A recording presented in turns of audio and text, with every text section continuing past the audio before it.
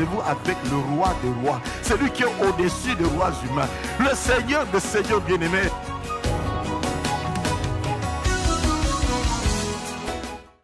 Alléluia. Nous allons encore prier. Éternel Dieu de gloire, nous sommes là pour toi. Nous sommes là pour toi, Seigneur.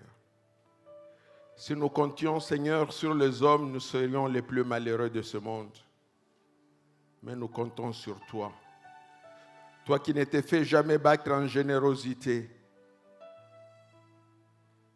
Toi qui même, dans les situations les plus sombres de nos vies, tu nous vois, tu nous connais et tu veilles sur nous. Merci Seigneur, car je ne vois pas tout ce qui est. Je ne vois pas tout ce que tu as défini pour moi. Mais je sais Seigneur, quand tu es de mon côté, je suis plus que vainqueur.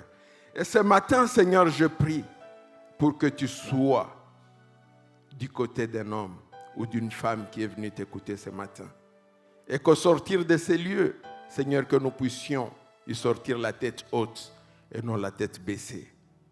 Que toute la louange te soit rendue dans le nom de Jésus. Amen. Qu'il me soit permis ce matin de dire merci au pasteur Safari qui n'est pas là et qui nous a fait confiance pour venir parler à ce peuple ce matin.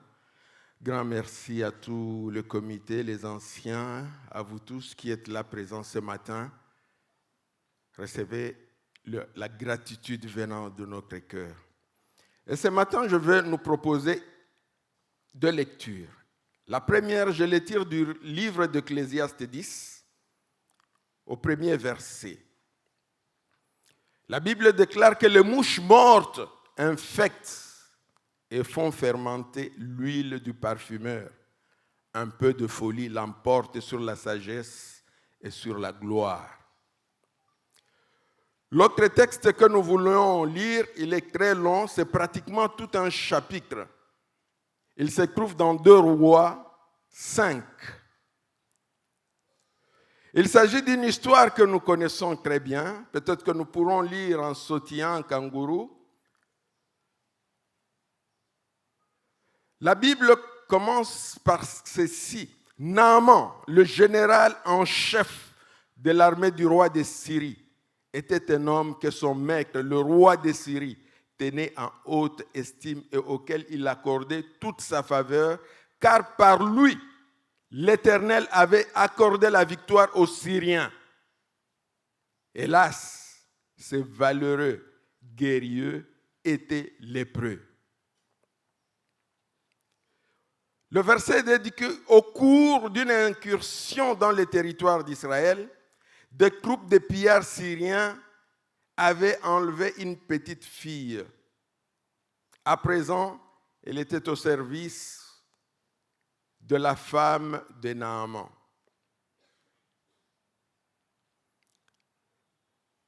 Un jour, elle dit à sa maîtresse, si seulement mon maître pouvait aller auprès du prophète qui habite à Samarie, cet homme le guérirait de sa lèpre. Je vais sauter. Quand le roi d'Israël eut pris connaissance du contenu de cette lettre, il déchira ses vêtements et s'écria, est-ce que je suis Dieu, moi? Est-ce que je suis le maître de la vie et de la mort pour que cet homme me demande de guérir quelqu'un de sa lèpre? Reconnaissez donc et voyez qu'il me cherche querelle. Au verset 9, Naaman vint donc avec ses chevaux et son char et attendait devant la porte de la maison d'Élisée. Celui-ci lui fit dire par un envoyé, va te laver 7 fois dans le Jourdain, tu seras complètement purifié. Naaman s'est mis en colère et s'en alla en disant, je pensais que cet homme viendrait en personne vers moi, qu'il se tiendrait là pour invoquer l'Éternel, son Dieu, et qu'il passerait sa main sur la partie malade et me guérirait de ma lèpre. Les fleuves de Damas, la Mana et le Parpar ne valent-ils pas mieux que tous les cours d'eau d'Israël? ne pourrais-je donc pas m'y baigner pour être purifié? Mais j'aime au verset 15.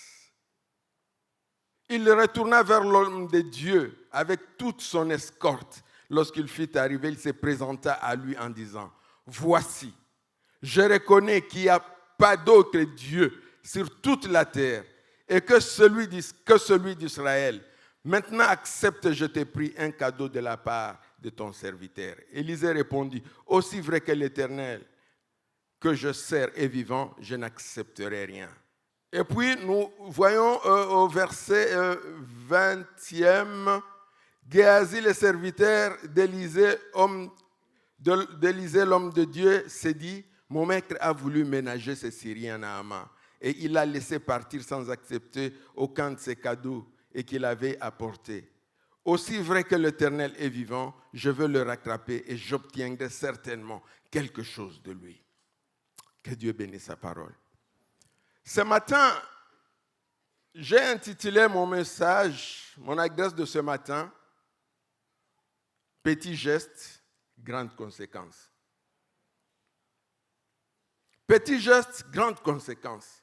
Et d'emblée, je vois ici, ce texte nous présentait plusieurs personnages. Et parmi ces personnages, j'en compte 5. Il y a une servante, une juive servante, esclave, travaillant comme esclave dans la maison de son maître. Et d'autre part, je vois un homme puissant, un maître puissant, un homme redoutable, un homme respecté, un homme qui inspire l'admiration. Quand on nous présente Naaman, ce n'est pas un homme quelconque. C'est quelqu'un d'une grande réputation, d'une grande renommée qui dépasse même les frontières de son pays. Vous savez, les services de renseignement de pays, ils se renseignent sur la qualité des hommes qu'a le voisin, la qualité d'officier militaire qu'a le voisin. Et Naaman n'était pas un quelconque officier, c'était un officier rompu dans l'art de la guerre. La Bible nous dit que c'est par lui que l'Éternel délivrait la Syrie. Donc c'était un homme puissant. De nos jours, ça allait être un très fin stratège, quelqu'un qui aurait pu passer peut-être par de grandes écoles de guerre. Je ne sais quelle école, Saint-Cyr, je ne sais pas si c'est l'école royale militaire, je n'en sais rien. Une grande école de réputation, de renommée mondiale. Un grand général. Et son roi le tenait en estime. Comme à l'époque, on pouvait entendre quelqu'un dire que Natiaka Maele Nangana Babere rouge. Donc le roi, il s'appuyait sur cet homme. Il savait que s'il y a une insurrection quelque part, il peut compter sur cet homme. Parce que c'est un vaillant guerrier. Naaman. Mais quel contraste entre ces deux personnages, Naaman et la servante. Il y a un qui est très connu, qui est auréolé. Tout le monde veut le voir. S'il passait dans les rues de Kinshasa, tout le monde chercherait à faire un selfie avec lui. Un grand homme, mais cette servante inconnue. Même l'auteur de ce livre ne s'est même pas donné la peine de chercher son nom. On ne connaît même pas son nom. Une servante, elle est juste identifiée par ce qu'elle fait, par ce à quoi elle sert. Et ces choses semblent prendre même le dessus sur sa propre personne. Bien-aimés, voilà ce que le monde fait souvent. Le monde nous regarde, il regarde ce qui frappe. Le monde ne veut pas regarder notre valeur intrinsèque. Le monde regarde ce qui est extérieur. Or, le vrai nous, c'est ce que nous sommes réellement. C'est ce que nous sommes réellement, pas ce que nous avons. Parce que ce que nous avons peut passer. Mais ce que nous sommes est pour nous. Où que nous soyons, où que nous nous trouvions, ce que nous sommes réellement, se reflétera toujours. Et cette jeune fille est identifiée par son travail, servante. J'aime la Bible quand il présente ce genre de personnes, ces inconnus-là. Comme cette femme dans une foule où tout le monde s'agite autour du maître, où son carré d'apôtres, considérant que nous sommes le plus favorisés parce que nous sommes à côté du maître, sont là tout autour l'entourant. Des hommes agiles qui prennent le dessus sur d'autres pour se rapprocher du maître. Il y a des hommes forts qui bousculent à cause de leur force, ils peuvent s'approcher du maître. Mais la Bible nous parle d'une personne dont on ne connaît même pas aussi le nom et qui est seulement identifiée plutôt par sa maladie, qui vient toucher le pan de la robe du maître. Et c'est seulement cette personne-là que le maître peut dire, qui m'a touché. Il y avait de forts, il y avait d'agiles, il y avait de proches qui étaient là, qui sûrement touchaient le maître, mais le maître ne pouvait pas sentir cet attouchement, seulement l'attouchement de cette personne. Bien-aimé, ce matin, je veux te rassurer. Ne te regarde pas comme rien, parce que les autres estiment que tu n'as rien. Mais si Dieu te connaît, tu es plus heureux. Dieu est plus heureux. Et même les disciples, en parlant de cette femme à la perte de sang, étaient même scandalisés. Pourquoi tu peux nous dire alors qu'il y a tout un monde tout autour de toi? Il peut y avoir du monde autour de toi, mais Dieu te voit toi seul. Il te voit toi seul. Dieu ne voit pas la foule.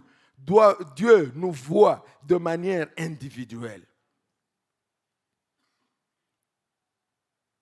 Je vois encore un jeune garçon dans une foule perdue. Tout le monde est agité à suivre les maîtres. Mais coup de théâtre. Le temps est passé. Il faut manger, il n'y a rien à manger. Cet jeune garçon dont on ignore le nom devient la solution au problème de cette multitude. Pourquoi? Parce qu'il n'avait que 2 pains, 2 poissons et 5 pains. Pour une foule, pour une multitude de 5000 âmes, 2 pains. C'était la sémence qui, entre les mains du maître, devient la provision pour tous. Bien-aimé, ne te néglige pas. Tu n'as que 2 poissons et 5 pains. C'est quoi par rapport à toute cette multitude? Mais l'essentiel, c'est de savoir dans quelle main les 2 poissons et les 5 pains arrivent. Parce que quand ça arrive dans les mains de Jésus, ça peut nourrir toute une multitude. Et il y aura des restes. Et ce reste-là qui a été amassé, vous pensez qui a récupéré ces restes? C'est ce petit-là anonyme. Son commerce était tout petit peut-être, un chailleur. Mais maintenant là, il devait être un grossiste. Donc ne te néglige pas. Cette petite servante-là, elle était là, peut-être dans la maison du maître. Considérée comme moins que rien. Mais elle savait ce qu'elle est réellement. Elle savait ce qu'elle est. Bien-aimé, tu dois savoir ce que tu es. Paul pouvait dire qu'il a des raisons de se glorifier. Il avait des raisons. Pourquoi il dit qu'il a des raisons de se glorifier? C'est parce qu'il se connaissait. Et parce que je sais que je suis né de Dieu, je sais ce que je suis. Même quand je me retrouve dans l'esclavage, je sais ce que je suis. Même dans les chaînes, dans des prisons, je sais ce que je suis. Et cette jeune servante, elle témoigne d'une foi remarquable. Là où d'autres douteraient même de l'amour de Dieu ou de la toute-puissance de Dieu, elle fait preuve d'une foi formidable. Je ne sais pas si c'est toi qui étais dans la position de cette servante. Quelle serait ton attitude? Tu pouvais même te dire, comment est-ce que Dieu, qui est le Dieu de nos pères, pouvait permettre que moi, une petite fille innocente, je sois arraché de l'affection de mes parents, je sois arraché de ma terre pour servir dans la maison de quelqu'un comme domestique. Où est donc ce Dieu? Peut-être que tu aurais pu blâmer Dieu. Peut-être que tu aurais pu dire que Dieu est injuste. Peut-être que tu aurais pu douter de l'amour de Dieu pour toi.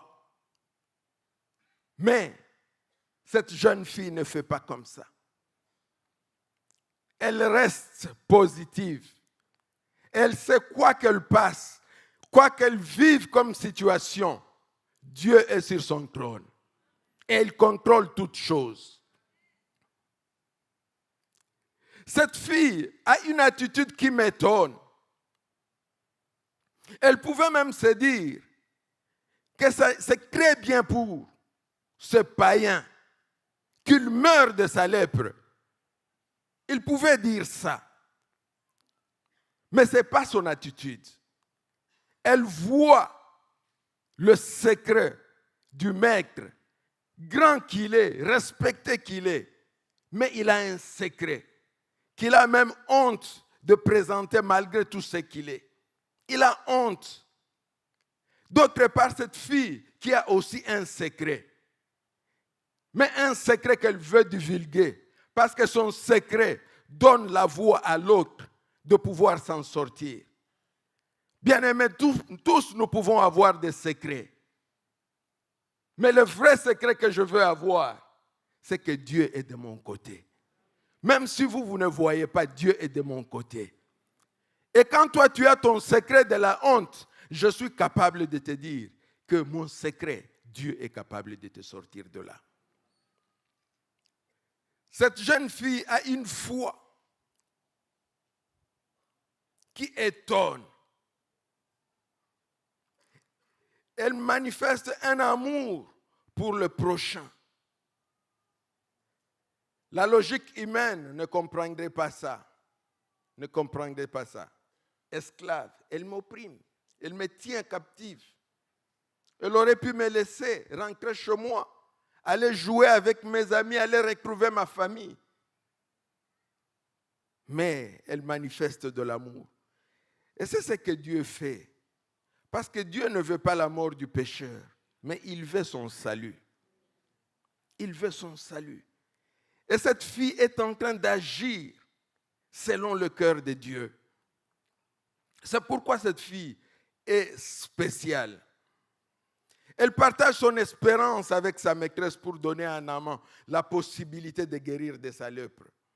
Vous savez, bien aimé, ce n'est pas du tout facile ce qu'elle a fait, cette petite fille. Vous savez qu'en agissant de la sorte, il y avait de fortes probabilités qu'elle ne soit même pas écoutée. C'est une jeune fille, sans expérience, qu'est-ce qu'elle connaît? Et en plus de cela, c'est une servante. La Bible dit que la sagesse de pauvre est même méprisée. C'est une servante. Qu'est-ce qu'elle peut venir d'elle de bon? Quoi de bon peut sortir d'elle? Mais gloire soit rendue à Dieu, puisque sa maîtresse, quand même, elle l'écoute et fait parvenir la nouvelle au maître. C'était un grand risque, mais elle prend quand même le courage de le faire. Un autre grand risque qu'elle prend, puisqu'il s'agit d'un grand défi. Cette petite fille parle d'un prophète Élisée qui pourrait guérir Naaman de sa lèpre. Mais d'où tire cette petite fille cette connaissance de choses? D'autant plus qu'elle n'avait jamais vu ou entendu Élisée guérir quelqu'un de la lèpre. Jamais, ça n'a jamais existé. Et ça, nous pouvons même le voir dans les évangiles de Luc 4, verset 27, où même c'est Jésus lui-même qui parle de cela. Il dit qu'il y avait aussi plusieurs lépreux en Israël du temps d'Élisée, le prophète. Et cependant, aucun d'eux ne fut purifié, si ce n'est Naaman. Donc il n'y avait pas une histoire antérieure pour dire que Élisée, ce genre de maladie, ne résiste pas devant lui. Il n'y en avait point. Mais c'est sa foi, il a cru au prophète du Seigneur. Et il s'est dit, sûrement que si cet homme rencontrait le prophète, il serait guéri. Quel défi! Imaginez-vous un peu si ce monsieur pouvait rentrer avec sa lèpre parce qu'Élisée était incapable de le guérir. Quel serait le sort de cette petite fille vulnérable? Mais elle a pris le défi. Oh, ceux qui connaîtront leur Dieu agiront avec fermeté. Il y a des engagements que nous prenons parce que nous connaissons Dieu. Il y a des choses pour lesquelles, des chemins sur lesquels nous nous engageons parce que nous savons que Dieu est avec nous. Il n'y a pas d'antécédent. Je ne connais pas une histoire auparavant semblable à celui-là. Je suis le premier à expérimenter la chose, mais je crois que parce que je suis avec Dieu, Dieu ne me délaissera pas. Et je suis prêt à engager le nom de Dieu. Il y a un homme, Élie, qui avait dit « à ma parole ». Est-ce que c'est Dieu qui lui a parlé? Lui-même, il a engagé Dieu. Il a dit « à ma parole, il n'y aura pas pluie » pendant 3 ans. Ceux qui connaissent réellement leur Dieu et ceux qui marchent fidèlement avec Dieu agissent avec fermeté. C'est sur ce terrain-là que je voulais te mener ce matin. Quelle est la position que tu as par rapport à Dieu? Es-tu prêt, quand tu te trouves dans une situation comme cette fille d'esclave, pouvoir exprimer ouvertement ta foi? Vous savez, il y a de ces coins-là où c'est très facile de parler de Jésus. Tu peux le dire aussi facilement que tu le veux. Mais il y en a d'autres endroits où ce n'est pas du tout évident. Mais quand tu te trouves dans ces endroits, qu'est-ce que tu fais? Tu dois renier ton maître. Nous ne pourrons jamais renier notre maître. Jamais. Il y a cet homme Naaman, dont je disais très grand, très fort. En écoutant toute la description que l'on donne de Naaman, on voit que l'Éternel avait libérément départi beaucoup de talents à cet homme. Ce qui a fait qu'il pouvait être cité comme grand, un grand stratège militaire. Mais il était conscient de qui il est dans la société.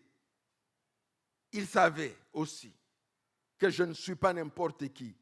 Je ne fais pas n'importe quoi. Et on ne peut pas me traiter de n'importe comment. C'est son orgueil. Je suis grand. Mais derrière cet orgueil, il y avait une tâche. La maladie, c'était un lépreux. Un lépreux. Mais cet homme fort et vaillant était lépreux. Une tâche qui ternissait toute sa gloire. Et lui ne pouvait pas l'enlever. Ses médailles de bravoure militaire ne pouvaient pas enlever sa lèpre. La joie des victoires remportées dans des combats ne pouvait rien contre sa lèpre. Son argent ne pouvait rien contre sa lèpre. Bien aimé, il y a des choses que nous avons que notre argent ne pourra jamais acheter. Il y a des choses que nous avons que l'honneur que nous avons des hommes ne pourra jamais effacer. Et que seul Dieu peut faire. Il avait la lèpre, il avait tout. Mais il avait la maladie la plus honteuse de l'époque. Mais l'autre, l'enfant, n'avait rien. Mais il avait le Dieu qui est capable de guérir de toute maladie. Oh, j'aime l'ironie de Dieu. Des fois, il fait les choses, il renverse les choses. Certains ont semblant d'être riches et d'autres semblant d'être pauvres. Mais les vrais riches et les vrais pauvres, c'est dans l'appréciation de Dieu. Car celui qui est avec Dieu est riche. Parce que son Père, il a toutes les richesses du monde. Et ceux qui n'existent pas, il peut les appeler à l'existence.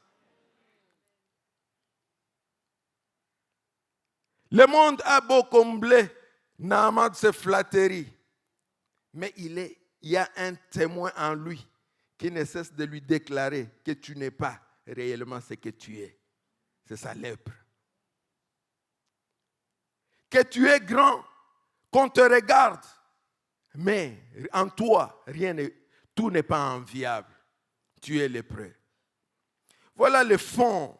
Au fond, c'est que l'homme, qu'il soit favorisé autant qu'il est possible par les circonstances, qu'il soit placé au plus haut degré de la société, qu'il ait tout ce qui charme le monde, tout ce qui attire la convoitise, il y a toujours au fond de lui un témoin contre lui.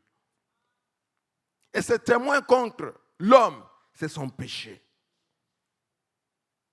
Tu peux te regarder ce matin avec honnêteté. Regarder ta situation et voir ton péché là. On t'appelle ancien, on t'appelle pasteur, on t'appelle diacre, chef de département. On te respecte parce que tu as les titres. Mais au fond de toi, il y a un témoin contre toi. C'est ton péché. Regarde ton péché ce matin. Parce qu'il ne faudrait pas que tu sortes de ces lieux comme avec un péché qui continue à t'amener vers le bas. Le proverbe 14:10 dit que le cœur connaît ce propre chagrin. Un étranger ne saurait partager sa joie. Proverbe 14:10. Il y a des choses que nous voyons de toi de l'extérieur, mais au fond de toi-même, tu sais réellement qui tu es. Tu sais qui tu es. Parce que tu peux tromper tout le monde, mais tu ne tromperas jamais Dieu et tu ne te tromperas pas toi-même. Tu ne te tromperas jamais. Jamais. Naaman avait les honneurs beaucoup. Mais voilà qu'il a la lèpre. Et la petite fille le montre le chemin. Gloire soit rendue à Dieu. Il va voir le prophète Naaman. Mais avant d'arriver à voir le prophète Élisée, il y a un troisième personnage qui s'invite dans notre étude. Et ce troisième personnage, c'est le roi de Syrie, Ben-Hadad. Ce roi, il est fier de lui, il est orgueilleux. Il sait qu'il est puissant. Il est conscient de sa puissance. Et il sait que si lui, il dit quelque chose, les choses s'exécutent tout de suite à cause de son pouvoir. Mais ce qui est grave, il ne réalise pas que son vaillant général, il n'arrive pas à le débarrasser de sa lèpre. Mais il croit quand même qu'il est puissant. Et il pense que rien ne peut se faire sans lui. Pour que quelque chose se fasse, il faut que lui intervienne. Ne voyons pas ces choses aujourd'hui. Une petite histoire sous le haut patronage d'eux. Il croit que tout doit passer par lui. Et il se décide de faire une lettre de recommandation. Quand l'autre roi verra la lettre, il va trembler. Bien-aimé, il y a des choses qui ne se résolvent pas par un décret royal. Mais ça se résout par la parole du Tout-Puissant. Il fait une recommandation au roi d'Israël. Mais ce qu'il ignore, c'est que le roi d'Israël est incompétent dans cette matière. Il est incompétent dans cette matière. Bien-aimés, nous devons savoir nos limites. il est incompétent dans cette matière. Et la chose qui marque le plus, c'est la réaction du roi d'Israël qui dit, est-ce que je suis un Dieu pour pouvoir guérir cet homme de sa lèpre? Et il déchire ses vêtements. Il est paniqué. Il se dit que ça, c'est un piège. S'il envoie une telle lettre, juste c'est pour me chercher querelle. C'est pour qu'il trouve des raisons pour attaquer. C'est pour qu'il trouve des raisons pour m'anéantir. Il est dans tous ses états. Il déchire ses vêtements. Mais le pauvre roi, il est ignorant de ce qu'il y a comme valeur et richesse dans son royaume. Il a Élisée dans son royaume, mais il panique comme quelqu'un qui ne peut avoir de solution. Bien-aimés, la moralité ici, c'est que même quand nous sommes élevés en dignité, sachons regarder ceux qui sont en dessous de nous pour déceler de valeurs que nous n'avons pas et qui, au temps convenable, peuvent être utiles pour tout le monde. Si nous sommes élevés, c'est juste une fonction que nous accomplissons. Ce n'est pas parce que nous sommes meilleurs que tout le monde. Ce n'est pas parce que nous avons les capacités plus que tout le monde. C'est tout simplement, Dieu a fait son choix sur nous. Et nous serons meilleurs comme dirigeants si nous savons utiliser convenablement ce que Dieu a mis autour de nous. Vous vous imaginez qu'un président de la République doit avoir quelle formation pour être très bon? Doit-il être juriste, économiste, militaire, ingénieur, agronome? Peu importe ce qu'il est, mais l'essentiel, c'est qu'il sache utiliser un agronome quand il faut faire les champs et non pas quand il faut dire les gros. Qu'il doit utiliser un ingénieur quand il faut bâtir une route et non pour planifier l'économie du pays. C'est ce qu'on lui demande. Mais notre roi, il croyait qu'en dehors de lui, il n'y a plus rien. Il n'y a que moi ici. L'orgueil. L'orgueil. Il panique. Heureusement, le prophète est sensible. Il apprend que le roi a déchiré ses vêtements. Il apprend que le roi est en panique. Et il envoie un message, va dire au roi de m'envoyer cet homme. Et il verra qu'il y a un prophète en Israël. Alléluia. Il y a un prophète en Israël. Il le verra. Waouh! Quelle assurance! Il verra qu'il y a un prophète en Israël. Mais dans tout ça, Dieu est en train de poursuivre un but. Le but que Dieu poursuit, c'est la guérison totale de cet homme Naaman. Pas seulement la guérison de sa lèpre, mais le salut de Naaman. C'est ce que Dieu cherche. Vous savez, Dieu ne se fait jamais battre en générosité. Jamais, jamais. Il n'y a personne qui peut se dire qu'il est plus généreux que Dieu. Parce qu'il nous donne toujours au-delà de nos attentes.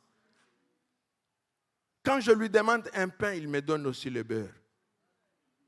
Ça, c'est ce que Dieu fait. Il ne se limite jamais à me donner ce que je demandais. Parce qu'il connaît mes besoins plus que moi-même. Il sait que, bon, voilà, il n'a demandé que le pain par humilité. Mais je sais que le pain s'accompagne aussi avec quelque chose d'autre. Et il le fait. C'est ce que Dieu fait.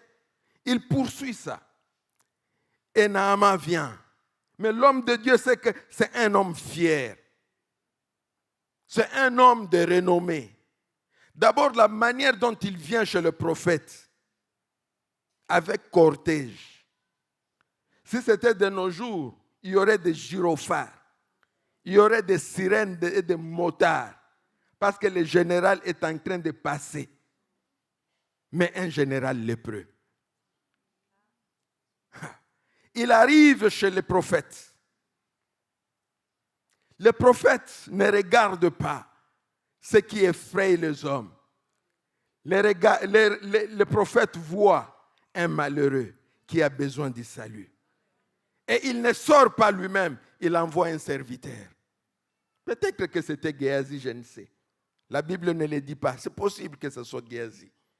Il le fait sortir. Il dit, je t'envoie avec le message. Va dire à cet homme d'aller se plonger cette fois dans le Jourdain. Et il sera guéri de sa lèpre. Cette fois. L'homme se fâche, puisque dans sa théologie, il sait que pour me guérir, il faudra que lui-même sorte, qu'il me touche, qu'il fasse ceci, qu'il fasse des gesticulations. N'avez-vous jamais vécu des choses comme ça? Vous allez à l'hôpital, on vous prescrit un comprimé et vous dites au médecin, c'est seulement ça? Parce que dans votre médecine, votre connaissance de médecine, il faut qu'il touche, il faut qu'il palpe par là, et puis il faut qu'il te fasse une perfusion. Mais le médecin juge que ce qui est bon pour toi, c'est un comprimé. Si tu veux être guéri, tu n'as qu'à prendre le comprimé selon la prescription du médecin. Sinon, tu meurs. Parce que ta médecine, ta connaissance ne t'a servi de rien jusque-là. Tu es lépreux depuis des années. Tu ne t'es jamais sorti de cette situation. Au moins, écoute ce que l'homme de Dieu te dit. La Bible dit qu'il est irrité, fâché. Il s'en va fâché. Il s'en va fâché. On ne peut pas me traiter de la sorte. Je suis quand même un grand général. Cet homme devrait quand même avoir de la considération pour ma personne. Ne fût-ce que sortir pour me voir. Il ne le fait pas. Ça, c'est la méthode de Dieu. Je ne sais dans quoi Dieu t'a humilié. Où tu as trouvé qu'on t'a traité comme on ne pouvait pas te traiter. Parce que toi, tu crois que tu es quelque chose. Il se fâche. Mais gloire soit rendue aux hommes qui savent bien s'entourer. Cet homme était bien entouré, ce général.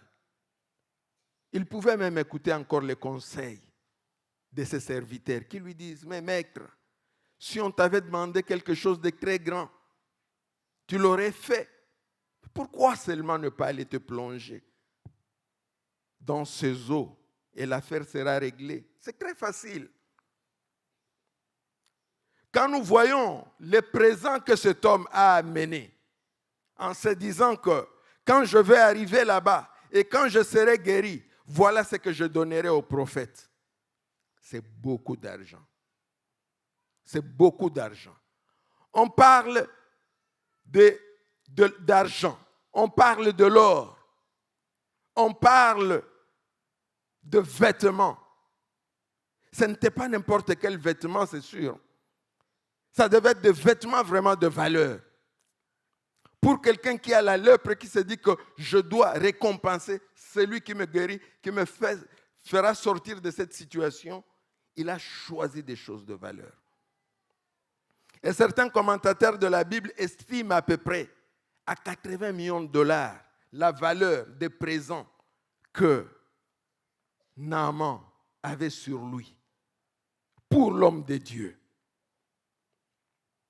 Et quand Géasi sort, je suppose, pour apporter ce message, il a sûrement vu les présents en question, l'or. Je ne sais pas c'était quel genre d'habit, quelle marque de vêtements. Géasi a vu ça. C'était exactement ce qu'il rêvait avoir de toute sa vie. Il regarde l'argent, il dit qu'avec ça, tous nos problèmes sont finis. Si on a ça, tous les projets du temple finis. Si on a ça, la mission tranquille. Il regarde, il fait un calcul mental. Vous savez, les gens cupides, ils fonctionnent comme avec une calculatrice dans la tête. Quand il te regarde là, il fait un calcul mental, il regarde ta chaussure, ton pantalon. Très rapide, il a calculé, il te donne une valeur. Et le monsieur avait fait son calcul. Il a vu toutes ces choses et il s'est frotté les mains. Il connaît Élisée. Il sait que mon maître, il va faire quelque chose. Je l'ai vu à l'œuvre quand il m'a envoyé avec les bâtons pour mettre sur la fille, le garçon de la Sunamite. Avec moi, ça n'avait pas marché. Mais quand lui est arrivé, l'enfant s'est réveillé. Je sais de quoi il est capable. Donc, Tongindi.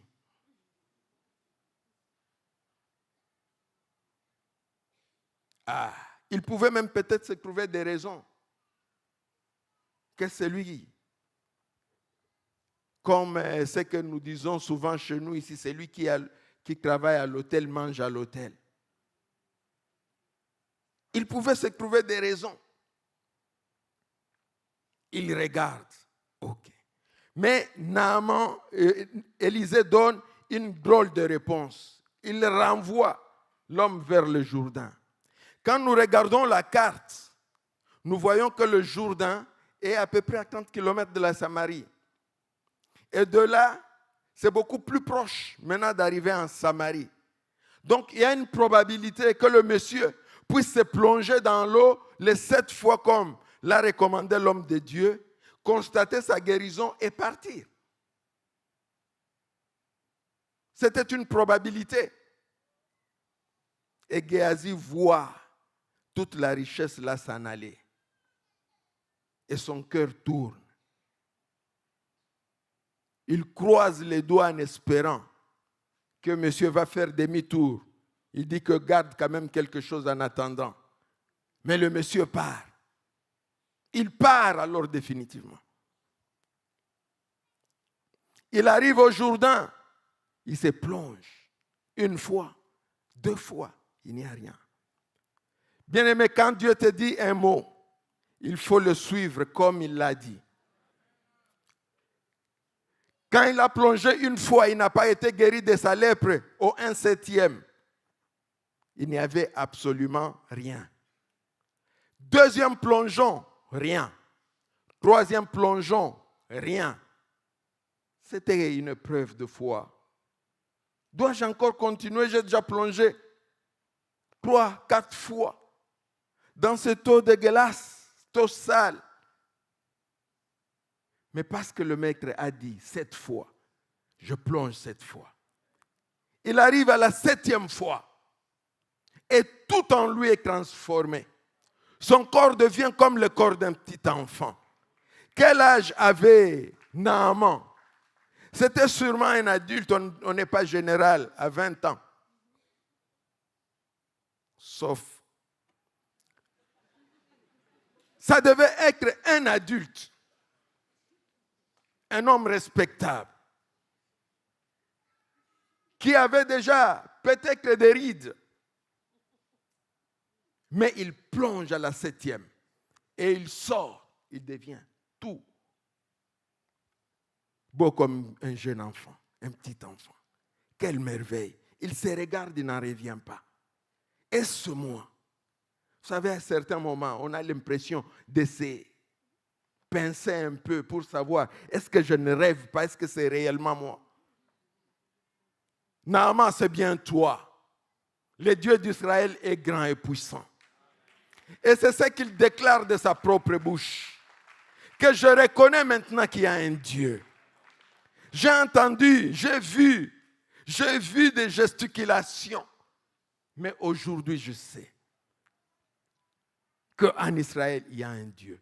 Et c'est ça le but de Dieu. Quand il agit dans ta vie, c'est pour qu'à la fin, tu puisses dire qu'il y a un Dieu. C'est ça le but. Dieu ne nous sauve pas pour nous donner des richesses, pour nous donner la gloire. Il nous sauve pour que nous soyons des objets d'adoration. Et quand nous pouvons adorer Dieu, il peut nous donner toutes choses par-dessus tout. N'allons pas chercher les richesses. Cherchons celui qui donne la richesse. Ne cherchons pas la gloire. Cherchons celui qui donne la gloire. Un petit conseil de serviteur qui a persuadé Naaman à mettre son orgueil de côté a été d'une très grande importance. Et puis juste un peu d'humilité pour écouter ce subalterne ont eu comme conséquence non seulement la guérison du corps, mais aussi la guérison de l'âme. Mais le personnage qui m'a beaucoup frappé dans ce passage, c'est Géasi. Géasi, un serviteur d'Élisée. Vous savez, bien aimé, Élisée était serviteur d'Élie. Et aujourd'hui, quand on parle de grands prophètes du royaume du Nord, on parle d'Élie et d'Élisée. Il y a un homme qui s'appelle Géasi, qui a raté une très bonne occasion d'être cité aussi parmi les grands prophètes. Pourquoi? Parce que c'est un affairiste. Vous savez, il y a des gens qui ont cette capacité de se faufiler et de se retrouver auprès de grands, auprès des serviteurs de Dieu, auprès d'autorités. Ils ont cette facilité, cette agilité. Ils passent comme l'air. Ils se faufilent et ils sont là. Ils connaissent, ils ont la connaissance des choses de Dieu, mais ils ne connaissent pas Dieu. C'est la nature de Géasi. On voit que Dieu l'utilisait par moments, mais il ne prend pas, il ne donne pas beaucoup d'importance à cela. C'est lui qui a eu la perspicacité de voir que la Sunamite avait besoin d'un enfant, c'est Géasi. Son maître se demandait, mais qu'est-ce qu'on peut donner à cette femme? Mais c'est Géasi qui lui dit que mais cette femme a besoin d'enfants. Il avait quand même le discernement. Mais il y a des gens qui ont des dons, qui ont des capacités de Dieu, et ils considèrent que cela est une marchandise. Une marchandise. Je me rappelle quand on était jeunes, dans le groupe de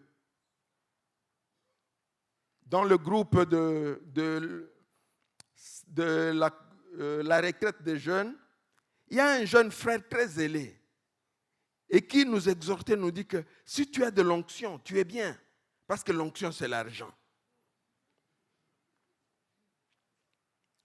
Il était très zélé ce jeune homme. Mais aujourd'hui, c'est un businessman. Même dans les choses de Dieu, c'est un businessman, même jusqu'à aujourd'hui. Donc il y avait déjà cette sémence en lui. Et les gens comme Géasi, ils voient toujours par quels moyens ils peuvent tirer de bénéfices. Par quels moyens ils peuvent se retrouver. Pour utiliser les termes congolais, se retrouver.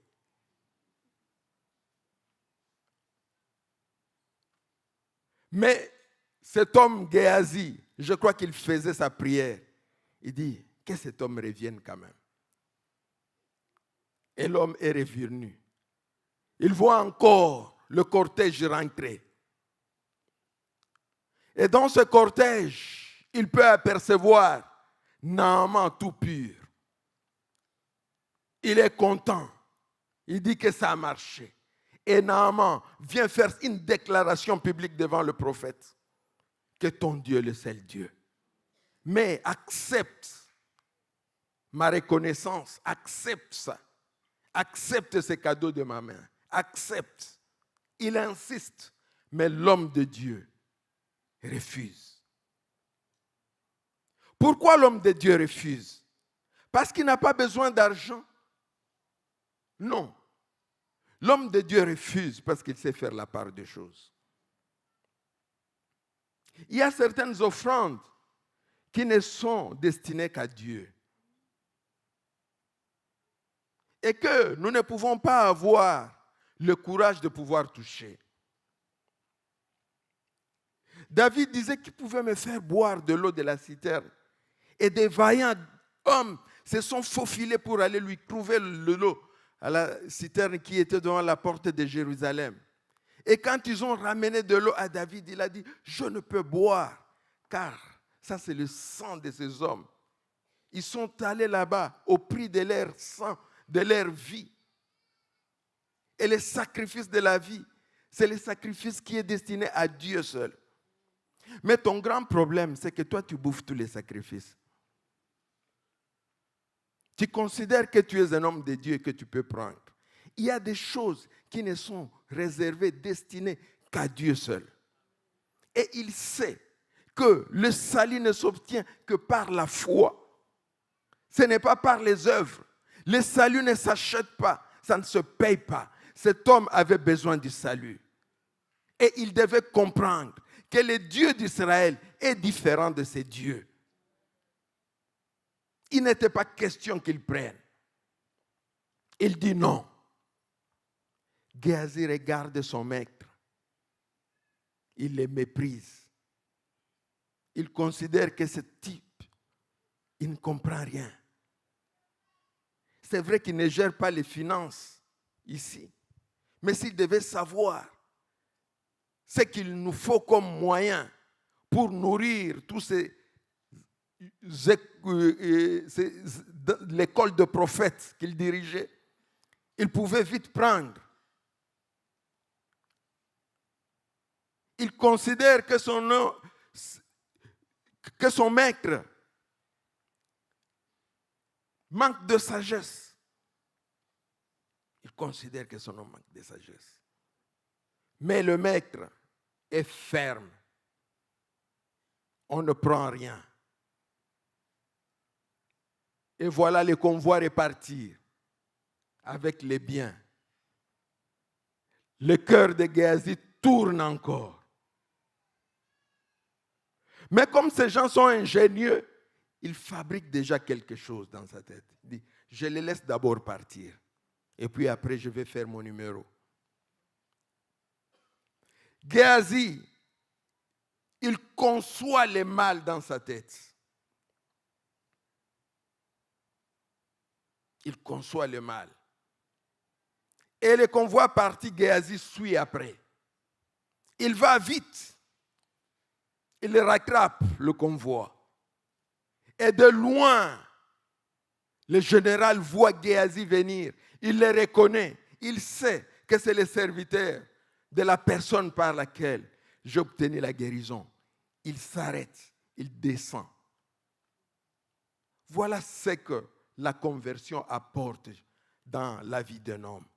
Cet homme qui était fier de lui, puissant, il descend pour aller à la rencontre d'un serviteur. Quand nous rencontrons Jésus, nous sommes transformés. Nous ne pouvons pas rencontrer Jésus et rester les mêmes. Un de mes pères spirituels disait que si tu viens raconter une histoire, qu'un train t'a cogné, cela veut dire que tu es un menteur. Puisque celui qui est cogné par un train, on ne verra rien de lui. Mais si toi, tu es encore vivant, c'est que tu n'es pas encore mort. Il y a des gens dans l'église qui se plaisent à nous rappeler toujours ce qu'ils étaient.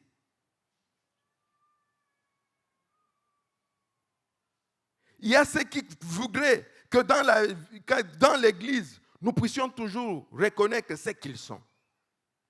Non, je suis d'accord. Il faut que nous puissions avoir du respect les uns envers les autres. Mais il ne faudrait pas toujours rechercher à ce que les autres puissent toujours te reconnaître comme Premier ministre.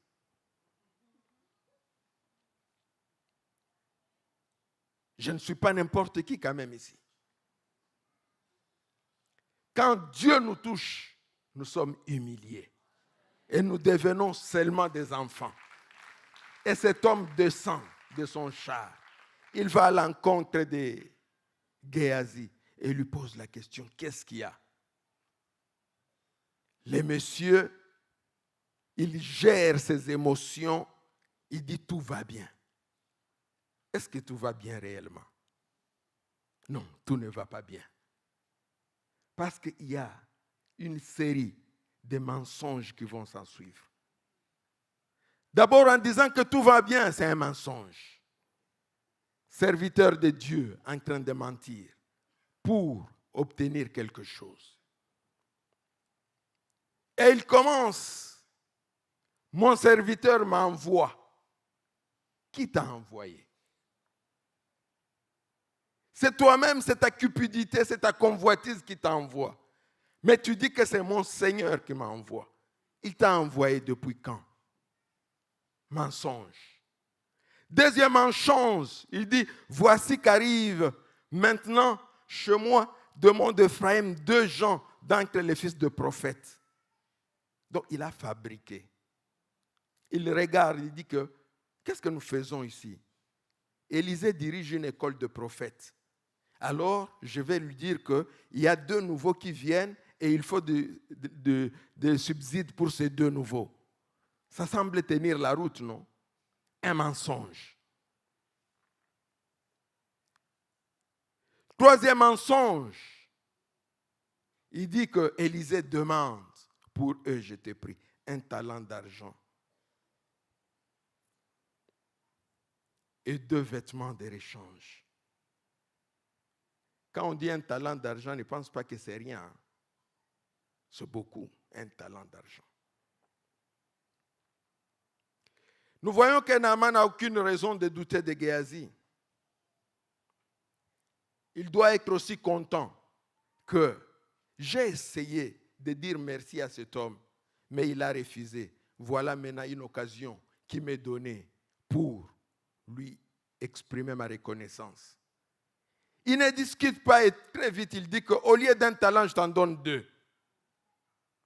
Vous savez, les affairistes sont toujours graves. Il dit non, il fait un peu de l'humilité. Non, c'est juste un 1.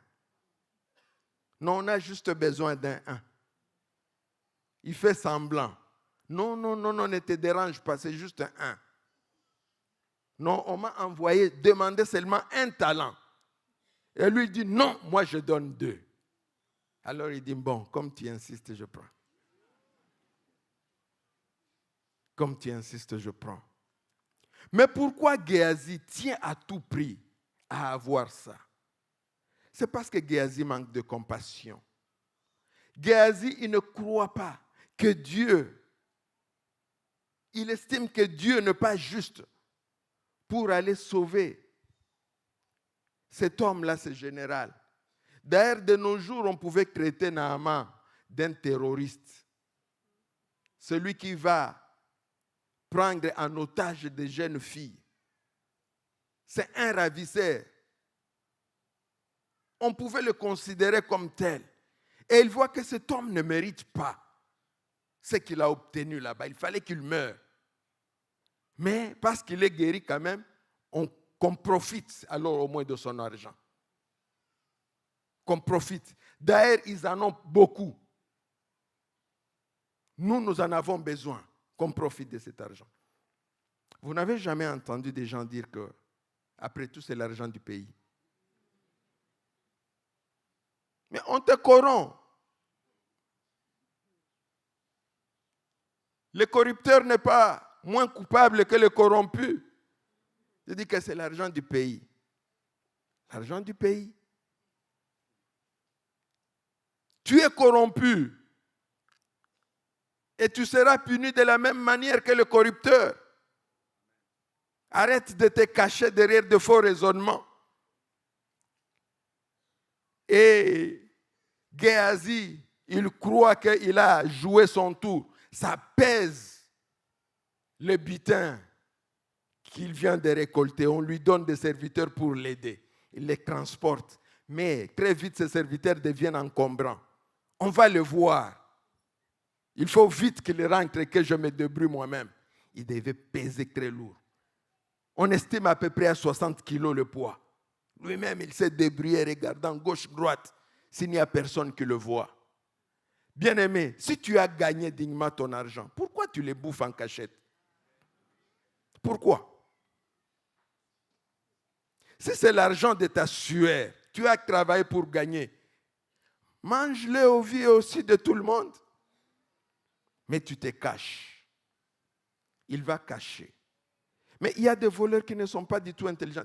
Du reste, tous les voleurs ne sont pas intelligents. Géasi, dans son milieu là, les vêtements qu'il a cachés et les richesses qu'il a amassées, comment il allait justifier qu'il a obtenu ça? Enrichissement sans cause. Comme ça. Nous tous, nous sommes, je ne sais pas moi, dans quel type d'habit que nous portons. Mais demain, toi, on te voit dans des fins lins. Tu as fait quoi?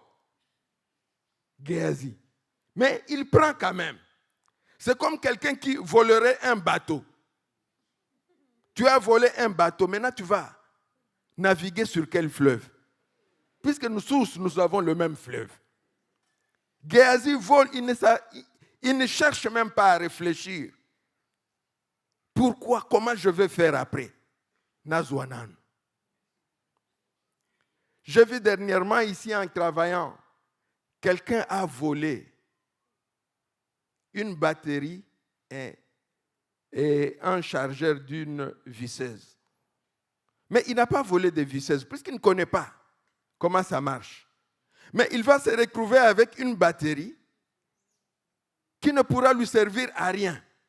Puisque ce qui marche avec lui, il a oublié. Et c'est ce que font généralement les voleurs. Les pilleurs sont allés, ils ont pris des écrans d'ordinateur pensant que c'était des télévisions. Et puis finalement, tu te retrouves que tu es encombré de choses dont tu ne sais quoi faire. Géasi, il se retrouve avec de biens cachés. Et il vient là, il prend l'air sage d'un enfant docile, obéissant, à côté du maître. Et le maître lui dit, Géasi, d'où viens-tu? Il dit, maître, je n'étais nulle part. Des gens comme ça, ils sont prêts à jurer. Je suis nulle part, j'étais ici. Je n'ai même pas bougé. Et le maître lui dit que quand l'homme descendait de ton char, je te voyais. Oh, Géasi a pensé que Élisée, il était comme lui. Parce que quand l'enfant de la Sunamite était morte, et l'enfant de la Sunamite était mort, Élisée avait dit que, Seigneur, tu ne m'avais pas révélé cela. Et il croyait qu'il ne le saura pas. Ça sera comme l'autre fois. Non, ça ne sera pas toujours comme autrefois. Il y a toujours un jour. Il a vu, il a lu dans son esprit. Et Géasi est confus. Et voici la sentence qui tombe. Échange. La lèpre de cet homme, toi tu les prends. Parce que cet homme, lui, il reconnaît que Dieu peut sauver. Mais toi, tu es en train de bafouer les grâces de Dieu. Quelle tragédie, bien-aimé. Nous sommes tous les jours au contact de la parole de Dieu. Tous les jours, on nous prêche, on nous enseigne des choses. Mais nous ne voulons pas changer. Mais il y a toujours un jour. Et quand viendra ce jour, nous ne savons pas ce qui va nous arriver. Je prie que ça ne soit pas comme Géasi, qui s'est retrouvé lépreux, alors que lui, il est d'Israël. Il connaît ses dieux. Il a vu Dieu agir. Bien sûr, il y a des gens qui parlent de Dieu, pas de Dieu qu'ils ont lu, des dieux qu'ils ont entendu d'autres dire. Mais il y a des hommes qui ont vécu la main de Dieu. Et Géasi est parmi ces hommes qui ont vu la main de Dieu dans leur vie. Géasi a vu une personne ressuscitée. Géasi, il a vu ça. Mais Géasi, il croit qu'on peut blaguer avec les choses de Dieu. On peut blaguer avec les choses de Dieu. Il ment. Il croit que Dieu ne le voit pas. Il croit que l'homme de Dieu ne le verra pas. Bien sûr, l'homme de Dieu peut ne pas te voir, mais Dieu te voit toujours. Il te voit toujours.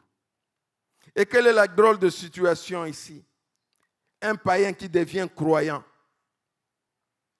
et un Hébreu qui s'éloigne du Seigneur. Quand ceux qui sont de la maison ne savent pas discerner les richesses, mais que ça, quand ceux du dehors les discernent, ça c'est le monde à l'envers. Il y a des petites choses que nous posons dans notre vie de tous les jours. Des petits actes que nous posons chaque jour. Que nous considérons anodines, que nous considérons rien, mais qui peuvent nous apporter des problèmes très graves. Vous savez, Géasi, en mentant, il se disait que c'est juste une petite histoire. Mais il ne savait pas que son mensonge ne pouvait pas s'arrêter là. Parce qu'un mensonge en appelle un autre. Il faut toujours un deuxième mensonge pour soutenir le premier. Et ainsi de suite. Et ainsi tu deviens un menteur professionnel. Parce qu'il a menti à Naaman. Et il croyait qu'il s'était tiré d'affaire. Mais il ne savait pas qu'il devait aussi mentir à son maître. Et quand son maître lui dit, d'où viens-tu? Nulle part. En prenant l'air sage, innocent. Je n'ai rien fait. Je n'étais nulle part. Bien-aimés, arrêtons d'être nos propres juges. Voyons les choses comme Dieu le voit. Un mensonge, c'est un mensonge. Et un mensonge peut t'amener à la mort. Ce sont ces petites mouches mortes qui infectent le parfum. Le parfum de grande valeur. Mais il suffit tout simplement qu'une petite mouche morte tombe dedans. Tout est annulé. C'est comme un zéro absorbant. Faisons gaffe à toutes les petites choses que nous menons dans la vie, que nous commettons dans la vie, parce qu'elles peuvent nous faire perdre. L'essentiel, ce n'est pas le nombre d'années que nous avons marché avec Dieu. Ce n'est pas les choses que nous avons fait pour Dieu et avec Dieu, mais c'est la manière dont nous demeurons dans ces choses.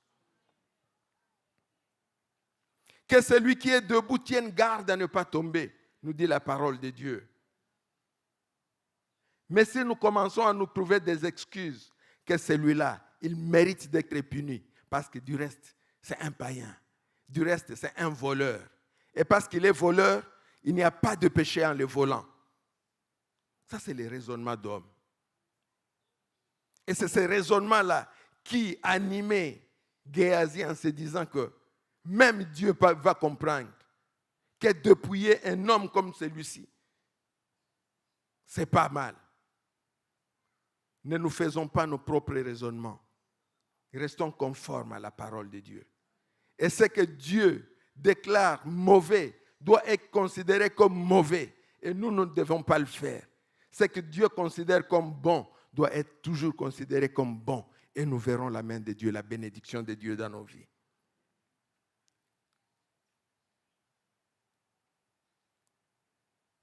Que Dieu bénisse sa parole.